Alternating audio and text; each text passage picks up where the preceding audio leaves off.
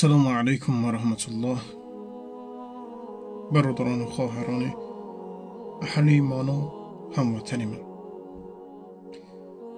الله سبحانه و تعالی همگی ما و شما را به راه راست هدایت فرمایه و از نور ایمان که عطا فرما جدا نگرداند.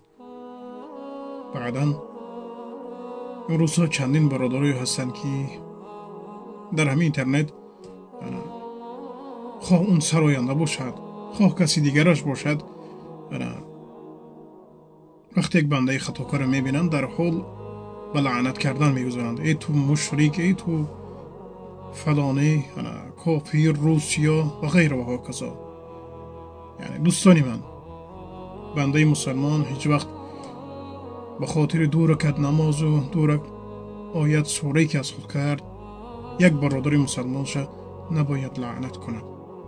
خب چون فقط الله سبحانه و تعالی میداند که کدام نماز من و شما مقبول درگاه و کدام تسبیح من و شما مقبول درگاه است. الهی که دعا و نماز هری که ما و شما را مقبول درگاهش گرداند. لیک دوستان من، اون انسان عرقنوش، اون انسان گناهکار که امروز شما لعنت میکنید، دعای بدش میکنید، شاید فردا یک چیز سبب میشد و هدایت از الله، یک چیز سبب میشه و توبه صدق دل میکنه و در پیشگوی الله سبحانه و تعالی از شما دیده طبقه اون بالاتر می شود. پس خوب اندیشه کنید.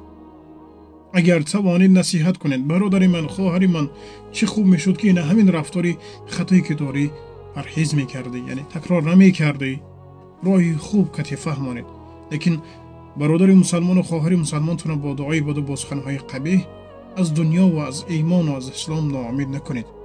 الله سبحانه و تعالی همگی من و شما را برای راست هدایت فرماید. السلام علیکم و رحمت الله.